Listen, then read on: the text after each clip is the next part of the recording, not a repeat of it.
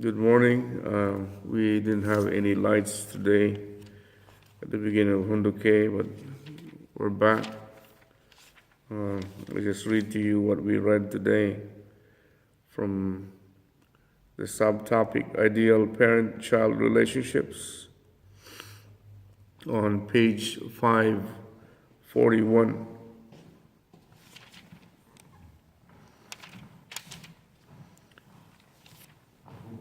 11. Parents who have given birth to and raised children understand the desire to receive blessings and feel happiness through their beloved sons and daughters.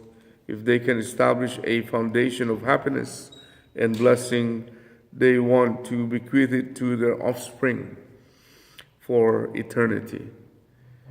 Even fallen parents hope that their children will grow up as fine people whom all nations can follow, revere, and praise eternally. The parent's heart seeks to protect children from harm and is anxious about them day and night. Even fallen parents have this heart. A mother accepts the smell of her baby's urine and feces. While nursing her child, she whispers and sings lullabies while continually wishing for the children's success in life. Every parent has such a heart.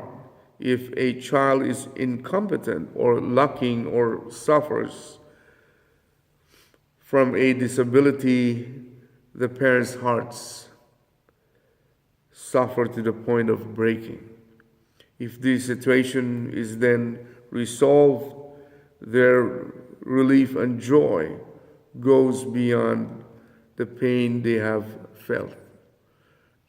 12. Unification cannot be brought about by force.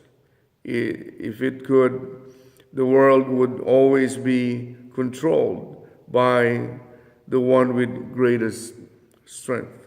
Nonetheless, when you talk about having love, the greater person is the one who gives greater love. The greater person lives for the sake of others. The person who is higher would serve the one who is lower. Unification occurs not by domination but through service.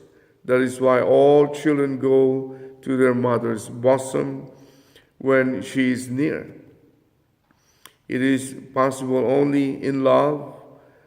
Parents who are suffering and in difficulty have their energy and stamina restored when their children come to hug them. We might think for a strong hug would cause more pain, but in fact, it generates more energy. Love and hugs are sources of happiness. A collision with love revives and re-energizes people who have become tired and worn out. So we're now on page 542, 13.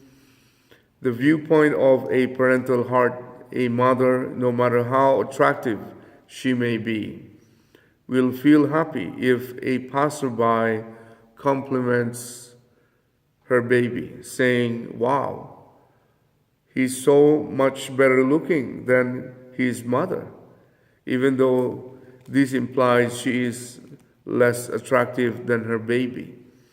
No mother would protest and grumble. "What?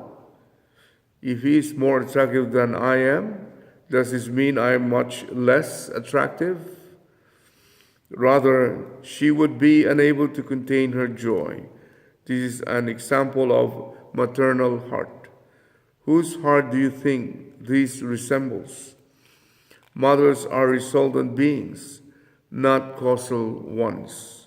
A family that hopes that the son will achieve less than his father will decline.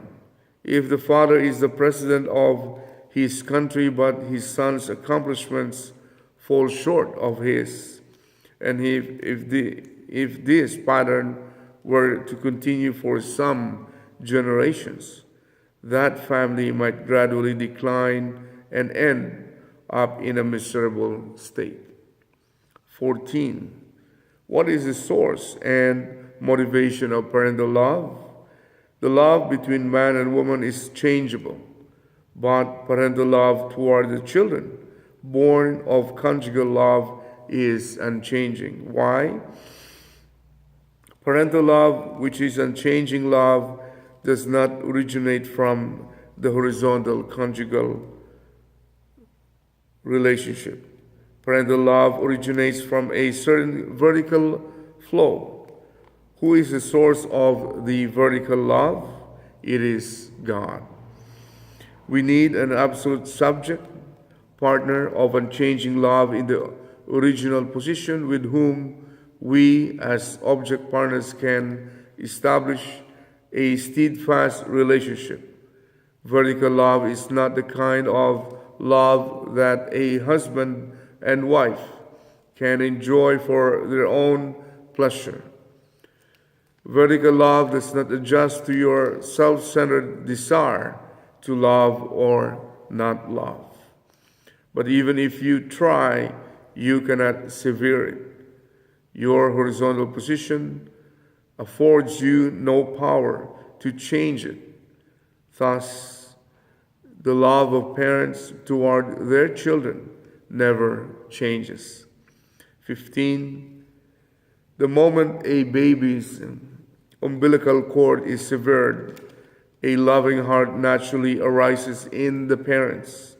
Every life form, whether on a high or low level, is created such that it cannot resist loving and protecting its young, because the act of loving inspires parents to invest and offer their lives as foundation stones for their children. It is clear that parental love is the closest to eternal and unchanging love. This doesn't mean that parental love can match the absolute nature. It cannot become absolute. Nonetheless, it can serve as a foundation for humankind. It can become a firm foothold in the world, an eternal foothold. Where did parental love come from? It is not learned from the advice of one's father or the admonition of one's spouse, and does not come from one's own decision to love. It happens naturally. Love is something that comes naturally. As a child, I would often observe birds' nests. Once I climbed a tree to look inside a nest. The mother bird started pecking at me. I brushed her aside. She flew away but returned, repeatedly desperate and willing to die to protect her nest. Observing this behavior, we cannot deny the powerful instinct of animals to risk their own lives to protect their young. The same can be said of people. You should be able to invest your life for the sake of love. That is the way of a true person. Which people are truly good?